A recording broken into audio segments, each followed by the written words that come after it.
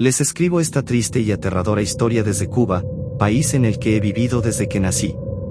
Vivo en un pueblito de Cuba donde han ocurrido cosas extrañas desde hace muchísimos años. Todas las personas aquí tienen al menos una historia con lo desconocido, quizá la naturaleza del sitio se presta para que estos terribles hechos tengan lugar. Y esta historia le ocurrió a mi abuelito. Es triste, ya verán por qué. Mi pueblito no es muy grande, por lo que la mayoría de las familias nos conocemos entre sí. Es un lugar muy hermoso, rodeado de mucha naturaleza y animales que andan libremente entre las calles. La mayoría de los habitantes nos llevamos bien y aquí no ocurren asesinatos ni robos mayores como en las ciudades grandes. Parecería ser el pueblito perfecto y armonioso de una película infantil, de no ser por los tenebrosos hechos que acontecen durante la noche, relacionados con una misteriosa aparición, un espectro al cual nadie ha podido ver claramente. Lo único perceptible de este ser es una fuertísima luz que lo rodea y alumbra el camino por el que pasa. Por esta razón, todas las casas de este pueblito tienen ventanas con cortinas de madera gruesas y pesadas, que cierran durante las noches para no ser despertados al ser testigos de la presencia de este ser que alumbra todo a su paso. Se rumorea que si te atreves a verlo por mucho tiempo, entras en un estado de inconsciencia, como un zombi sin capacidad de razonar, y tiempo después mueres o desapareces de manera misteriosa, sin dejar rastro. Esa es la historia que ha pasado de generación en generación.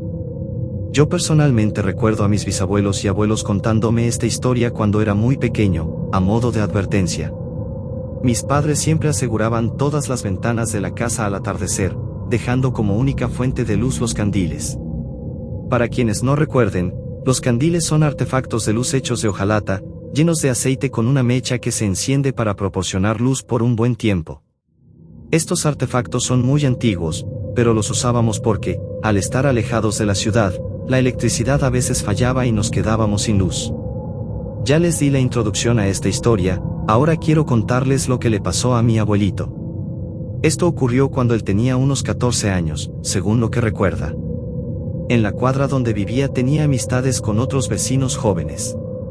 No había mucho que hacer, así que solían reunirse después de la escuela para platicar, jugar, comer y beber. Era común que los jóvenes de antes bebieran y fumaran desde niños. Una noche, ya entrados en copas, salió la plática de aquella luz espectral, famosa en el pueblo. Uno de los amigos de mi abuelo narró cómo un pariente suyo fue robado por aquella entidad. Contó que una noche vieron al pariente salir de madrugada, siguiendo aquella luz que se divisaba a pocos metros. La cosa parecía atraer al familiar de mi amigo. La gente que pudo ver la escena dijo que el hombre ya estaba lejos del pueblo, encaminándose hacia el campo oscuro. Las personas asustadas lo llamaban por su nombre, pero él hacía caso omiso, como hipnotizado. Todos estaban asustados y nadie se atrevió a ir por él. Historias como esta abundan en el pueblo, todas sobre cómo aquella luz se llevó a alguien. Entre la plática estaba el hermano de mi abuelo, Luis, quien era mayor. Ni Luis ni mi abuelo habían visto nunca aquella cosa, porque siempre se encerraban bien al anochecer. Al menos a ellos no les había tocado escuchar nada durante la madrugada. Luis nunca creyó en esta historia, tenía una personalidad escéptica y arrogante. Cuando el amigo de mi abuelo terminó de narrar, Luis le dijo que se callara, que solo asustaba a los más chicos, que era un mito inventado por los mayores para que no salieran a hacer relajo durante las noches y para prevenir ataques de animales salvajes que a veces bajaban de los montes. Este vecino insistió en que la historia era real. Su abuela juró a toda la familia que había pasado y que no se dejaran inducir por aquel maligno ser. En ese punto, ya varios en el grupo debatían si era real. Algunos habían oído de casos similares de antepasados desaparecidos o muertos de manera misteriosa por la luz, y los restantes decían que todo era falso. Bueno, solo hay una forma de descubrir la verdad, dijo Luis, el hermano de mi abuelo. Esta noche, cuando todos duerman, saldremos a cazar a esa cosa, dijo Luis, en tono de reto y algo burlón. Muchos se echaron atrás, pero dos entre el grupo aceptaron el desafío de Luis. Mi abuelo también se apuntó, para no parecer cobarde y evitar ser molestado por su hermano mayor.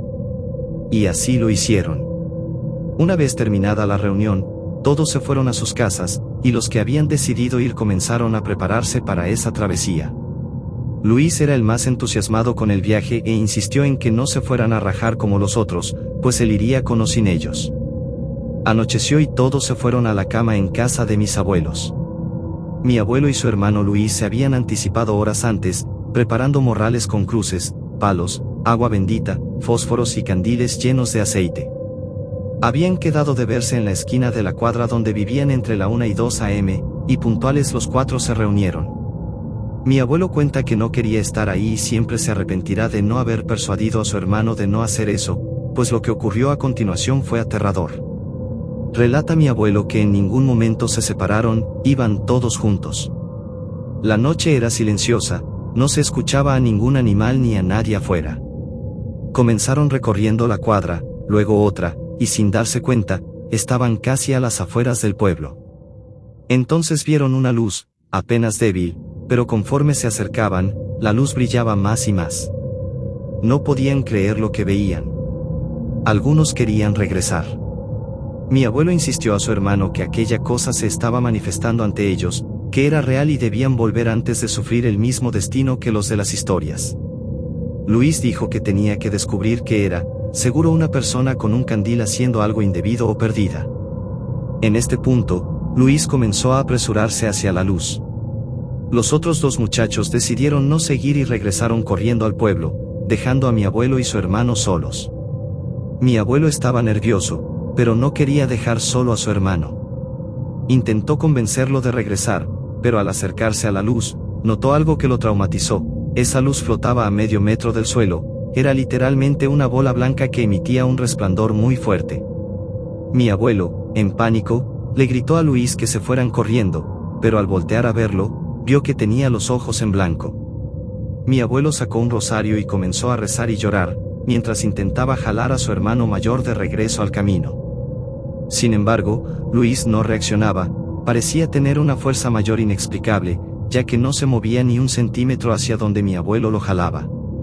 Lo más aterrador era que su hermano estaba completamente frío, con los ojos en blanco y el rostro perdido en la nada.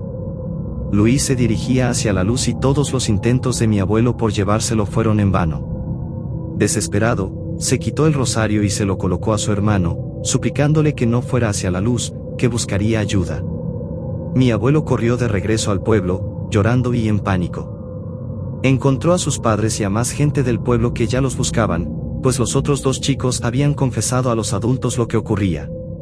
Los padres de mi abuelo, acompañados de más personas, se dirigieron al lugar donde mi abuelo dijo haber visto a Luis por última vez, todos equipados con agua bendita, rosarios, cruces y candiles. Al llegar, aquella luz ya no se divisaba, ni tampoco Luis.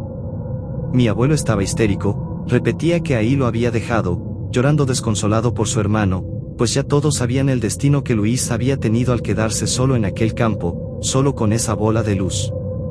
La búsqueda continuó toda la noche y días después, pero Luis nunca apareció. Era de día cuando un vecino se acercó con un morral encontrado a la salida del pueblo, entre los campos donde mi abuelo había dicho. La bolsa estaba enredada entre unos arbustos y contenía las pertenencias de Luis, que mi abuelo reconoció inmediatamente, rompiendo en llanto. Lo más perturbador fue encontrar el rosario que mi abuelo había colocado a su hermano segundos antes de correr en busca de ayuda.